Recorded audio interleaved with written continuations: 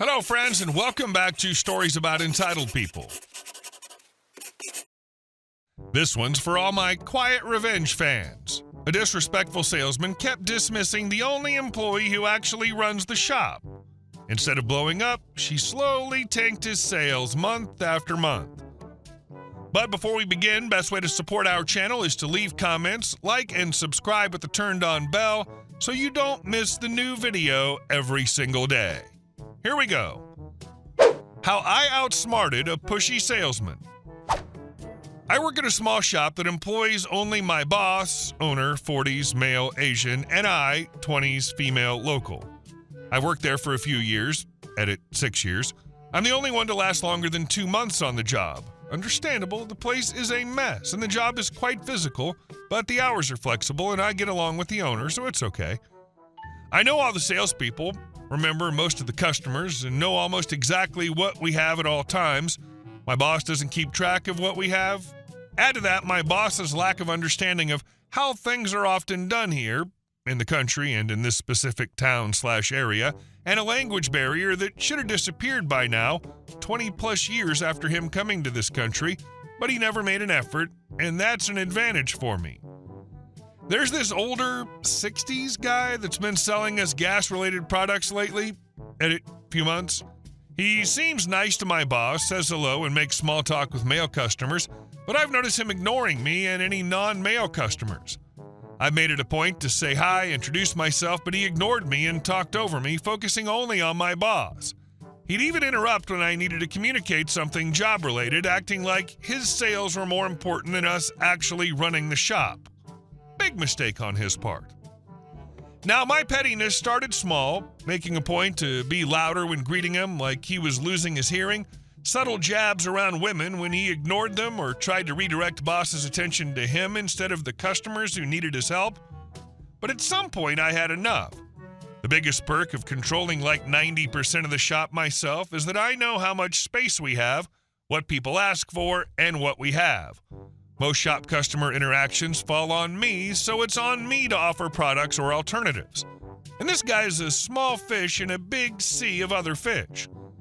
I started suggesting my boss buys most of what this guy tries to sell to our other suppliers instead, and what the guy has that others don't, or any new things, I convince him to buy less. To give a few examples, this guy always offers new products and tries to get my boss to buy at least 3 to 5 to see how they do.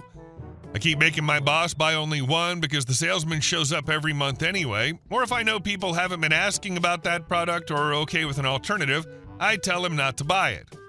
There are some gas cans we get at about the same price from another supplier, so I tell him to get it from the other guys who deliver to us bi-weekly and bring other stuff too, which makes it easier to us.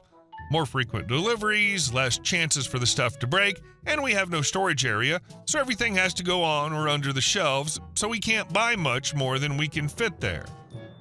I know it's not very exciting, but watching his face fall to disappointment when I discourage my boss or to annoyance/anger/discomfort when I'm around is very satisfying. I'm loving this. If more people would face the consequences for their bigotry and misogyny, perhaps they would alter their behavior. It's unlikely we would ever actually change their minds, but at least you wouldn't face their overt rudeness. Meanwhile, keep up this petty revenge. And our second story. How ignoring a terrible boss turned into sweet, sweet karma. I used to work on this construction site where the site manager, let's just call him Michael, was an absolute nightmare. This guy seemed to think my entire purpose in life was to run around doing whatever popped into his head at that exact moment. He'd call me nonstop, sometimes 3 or 4 times in an hour, ordering me to stop whatever I was doing and go do something else entirely. At first, I tried to reason with him. I told him, calmly, that I couldn't get anything finished if he kept pulling me off jobs halfway through. Let me finish this, then I'll get that done, I'd say. He'd nod, but 2 minutes later, he'd be on the phone again telling me to drop what I was doing because something else had magically become urgent. It quickly became clear that he had no sense of time management, no ability to prioritize, and no respect for anyone else's work. And of course, most of the worst, dirtiest jobs somehow always landed on my plate. I was bitter. I was an immigrant at the time and very aware that I was being exploited. I couldn't even quit, not yet, because of my visa conditions. Eventually, I got sick of trying to reason with him and just started ignoring his calls altogether. When my phone buzzed, I'd let it ring out. If he texted me, I'd put it back in my pocket and keep working. This forced him to actually haul himself up to the scaffold and find me in person if he really wanted something done. And when he got there, I'd give him the same line every time. Let me finish this and then I'll get that. Except I'd never get around to it. It was my own little way of reclaiming a sliver of control in a situation where I didn't have much power. Then, after months of putting up with this nonsense, I finally got my permanent visa. The very next day, I handed in my 2 weeks' notice. And let me tell you, those 2 weeks were the most peaceful of my entire time on that job. I stopped killing myself to meet deadlines. I'd stroll around the site at a leisurely pace, stretch jobs out way longer than they needed to take, and yes, I even took naps in the bathroom. When my last day came, I walked out of there with the biggest grin on my face. I was done. My new job paid better, treated me with respect, and the people there were genuinely kind. It felt like night and day compared to that last place. Then, one day, out of the blue, the owner of my new company called me into his office. He said he was considering hiring someone from my old job, Michael. He asked me what it was like working with him. I didn't have to lie. I didn't even have to exaggerate. I simply told the truth. How he treated me, how he constantly disrupted work, and how he dumped the worst jobs on me, and how he generally made everyone miserable. The owner, who, by the way, is also an immigrant, just nodded and said, "Thanks, that's all I needed to know." Needless to say, Michael didn't get the job. So to Michael, wherever you are now, I hope you're working in a miserable place with a boss just like you. You earned it.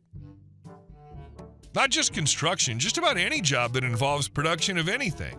If you haul someone off one part, that part doesn't get done. The consequences of their actions. Rude business owner refused to dispose of hazardous waste. About 30 years ago, I worked as a property manager at a commercial/industrial building. There was a gentleman who operated a machine shop from one of the warehouses in the back. He occupied this space for decades before I got involved, and as far as I knew, he was respectful, friendly, and always paid the rent on time. The trouble began when he decided to retire and close the business. It took several days to move, but when it seemed to be vacant, I entered the space to assess the condition of the unit. Initially, what was left was typical: a desk filled with miscellaneous office supplies, a couple of broken chairs, and some trash here and there. But in the corner, there was a large steel drum of used compressor oil. The barrel could hold about 210 liters, 55 gallons, but was half full. Nevertheless, this type of material has to be disposed of in a proper manner. There are services that collect used oil, but at a significant cost. At this time, he still had a company van parked outside with a flat tire, so I thought surely he'll be back soon to get it, along with the barrel of oil. Another week had passed, so I decided to give him a call. He gave some excuses, but said he'd take care of it soon. Of course, nothing happened. Couple more weeks, a couple more calls, until finally he snapped, told me to F off, and hung up. That's when I decided it was time to get petty. I'd noticed that his van had been left unlocked and was virtually empty, so I got a colleague to help, and together we managed to get the barrel into the van. We then threw the desk, the broken chairs, and the trash in there too. I then called a friend of mine who is a cop to give the gentleman a courtesy call, informing him that he had 48 hours to move his van or it would be towed. The very next day, he was there with the tow truck he hired to collect the van. I didn't speak to him, but some other tenants who knew him told me he was very upset. They suggested my solution was extreme and unwarranted, but I maintained that I was very patient with him until he crossed the line. So you did exactly what he asked for. Got his stuff back to him: oil, junk, furniture, trash, all packed neatly into his own vehicle. No extra cost for you. No dangerous material left behind for you to deal with. And no mess for the property. And our last story. If you think you can steal a man's Monte Carlo, think again, Karen. I live in one of those middle-of-nowhere desert towns where everyone knows everyone, and the summers feel like you're living on the surface of the sun. The upside? Land is dirt cheap, and cars last forever because nothing ever rusts out here. After high school, I worked every hour I could at the local hardware store to save up for a place of my own. Eventually, I bought a small plot of land with a single-wide trailer on it from a guy who was moving to Texas.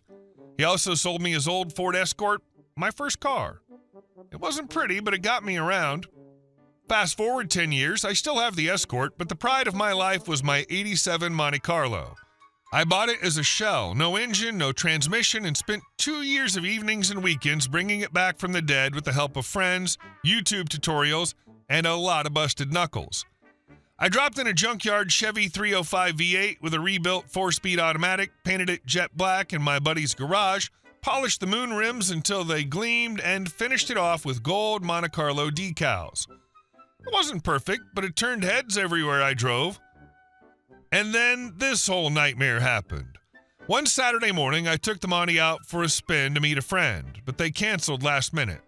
No big deal. I grabbed some takeout from the local burger joint. When I walked out, there was a woman bent over looking at my car. She was attractive, maybe mid-30s, black miniskirt, perfect hair. The kind of person who looked like they belonged in the city, not our dusty little town. Like the car? I asked casually. She stood up, gave me a once-over, and actually laughed. There's no way this is your car. You couldn't possibly afford something this nice. I glanced down at my ripped AC/DC shirt, cut-off denim jeans, and flip-flops, and realized she'd decided I looked too broke to own my own Monty. That ticked me off. "Oh, really?" I said, holding up my keys. Her smile evaporated. I noticed an old beige Volvo with out-of-state plates nearby and chuckled. "That yours? Don't be embarrassed. Those bricks run forever." Her face went crimson. I figured that'd be the end of it until her nails dug into my shoulder and she kicked me from behind hard enough to send me collapsing to the pavement. Right on cue, a Crown Vic screeched up. It was NC, the sheriff's nephew and newest cop. I'd heard about him. He strutted around like Barney Fife at the gym membership, clipboard in hand, flexing in front of shop windows. Before I could even explain, the woman ran to him crying, "Officer, he tried to steal my car."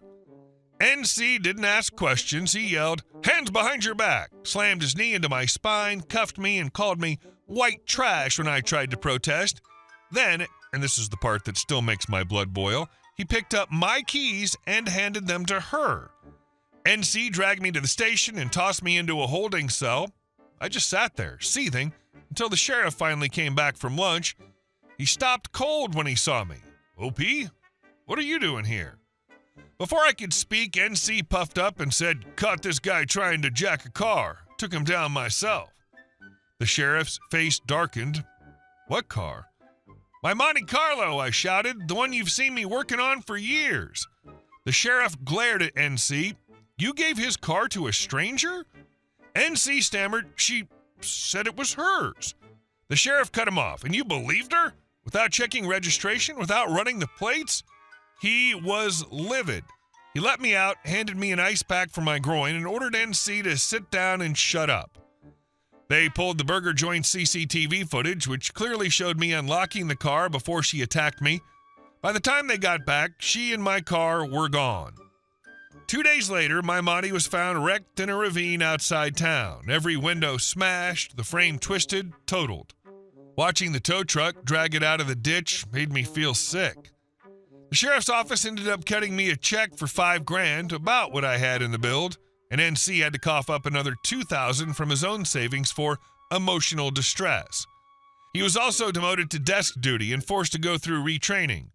I still catch him glaring at me when we cross paths, but he doesn't talk back anymore. And the woman, she was caught a state over at a motel, arrested for drug possession, solicitation, and grand theft auto. I testified over video call just to watch her squirm. She got 10 years with no parole. Took me a year, but with help from friends and even the sheriff who came over to wrench on weekends, I built a new Monte Carlo from a clean title shell.